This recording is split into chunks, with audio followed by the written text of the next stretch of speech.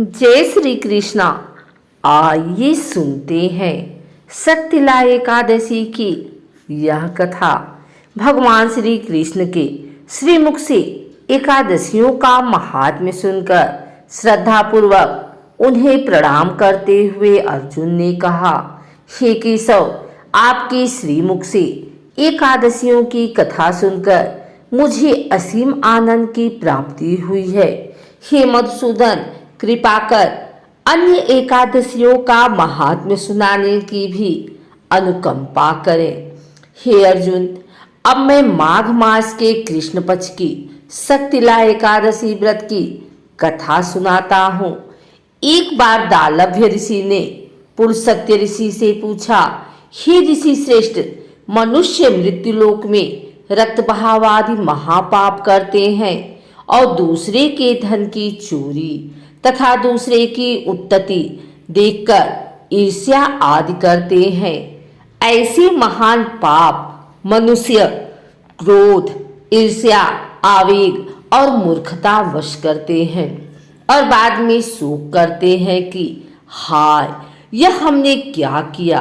हे महामुनि, ऐसे मनुष्यों को नरक से बचाने का क्या उपाय है? कोई ऐसा उपाय बताने की कृपा करें जिससे ऐसे मनुष्यों को नरक से बचाया जा सके, अर्थात उन्हें नरक की प्राप्ति न हो। ऐसा कौन सा दान पुण्य है जिसके प्रभाव से नरक की यातना से बचा जा सकता है? इन सभी प्रश्नों का हल आप कृपा पूर्वक बताइए। दालभ्य ऋषि की बात सुन पुलत्स्य ऋषि ने कहा, हे मुनि श्रेष्ठ, आपने मुझसे अत्यंत गूढ़ प्रश्न पूछा है। इससे संसार में मनुष्यों को बहुत लाभ होगा। जिस रहस्य को इंद्र आदि देवता भी नहीं जानते, वह रहस्य मैं आपको अवश्य ही बताऊंगा।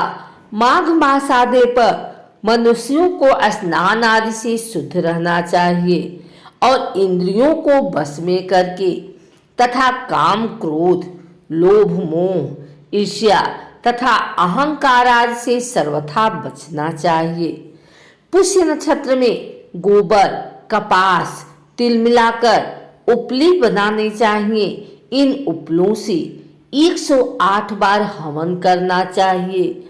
जिस दिन मूल नक्षत्र और एकादशी तिथि हो, तब अच्छे पुण्य देने वाले नियमों को ग्रहण करना चाहिए।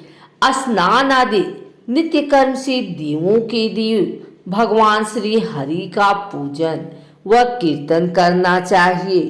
एकादशी के दिन उपवास करें तथा रात को जागरण और हवन करें। उसके दूसरे दिन धूप, दीप, नैवेद्य से भगवान श्री हरि की पूजा अर्चना करें तथा खिचड़ी का भोग लगाएं। उस दिन श्री विष्णु को पेठा, नारियल, सीताफल या सुपारी सहित अर्घ्य अवश्य देना चाहिए। तदुपरांत उनकी स्तुति करनी चाहिए। हे जगदीश्वर, आप निराश्रितों को शरण देने वाले हैं। आप संसार में डूबे हुए का उद्धार करने वाले हैं। हे कमल नयन, हे मधुसूदन, हे जगन्नाथ, हे पुंडरीकाक्ष, आप लक्ष्मी जी सहित मेरे इस तुच्छ अर्घ्य को स्वीकार कीजिए। इसके पश्चात ब्राह्मण को जल से भरा घड़ा और तिल दान करने चाहिए। यदि संभव हो तो ब्राह्मण को गौ और तिल दान देना चाहिए।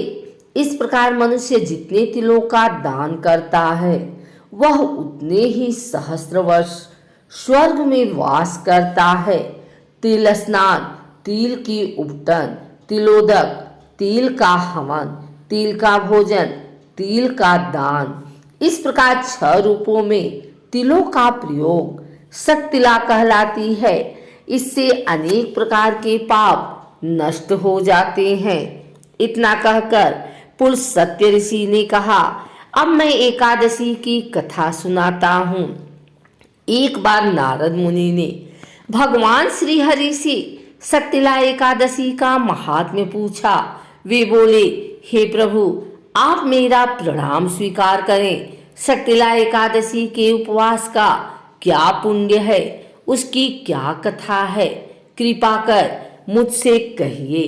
नारद की प्रार्थना सुन भगवान श्री हरि ने कहा, हे नारद, मैं तुम्हें प्रत्यक्ष देखा सत्य वृतांत सुनाता हूँ, ध्यान पूर्वक श्रवण करो।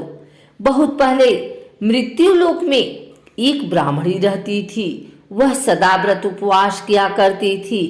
एक बार वह 1 मास तक उपवास करती रही।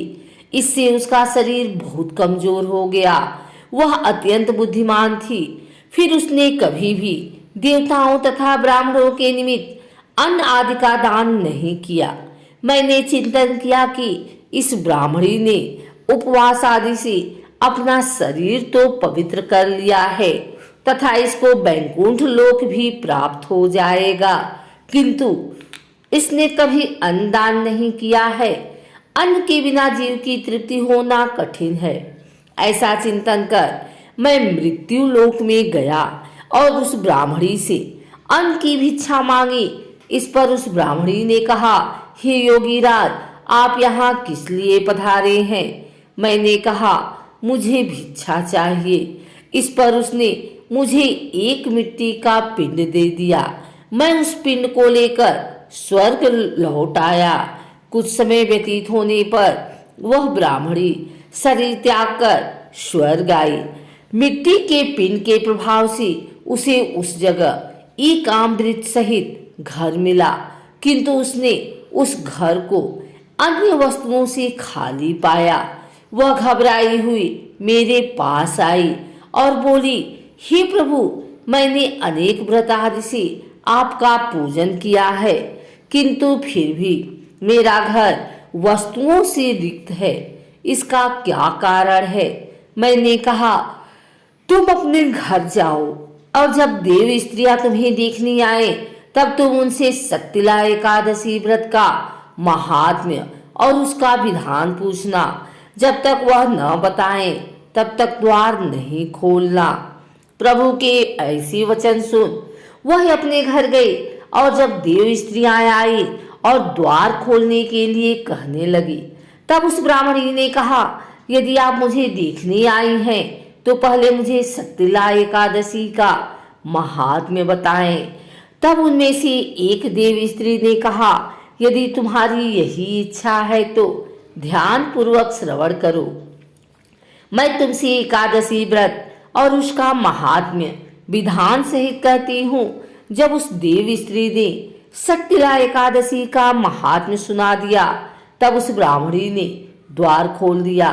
देव स्त्रियों ने ब्राह्मणी को जब सब स्त्रियों से अलग पाया, उस ब्राह्मणी ने भी देव स्त्रियों के कहे अनुसार शक्तिला एकादशी का उपवास किया और उसके प्रभाव से उसका घर धन धान्य से भर गया। अतः हे पार्थ, मनुष्यों को अज्ञान को त्याग कर शक्तिला एकादशी का उपवास करना चाहिए।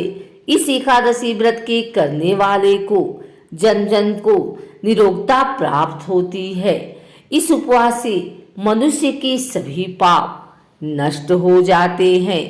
इस उपवास को करने से जहाँ हमें शारीरिक पवित्रता और निरोगता प्राप्त होती है, वहीं अन्न, तिल आदि दान करने से धन धान्य में बढ़ोतरी होती है।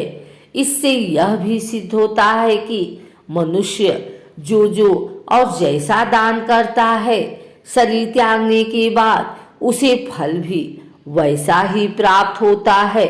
अतः धार्मिक कृत्यों के साथ साथ हमें दान आदि अवश्य करना चाहिए। शास्त्रों में वर्णित है कि बिना दान किए कोई भी धार्मिक कार्य संपन्न नहीं होता है।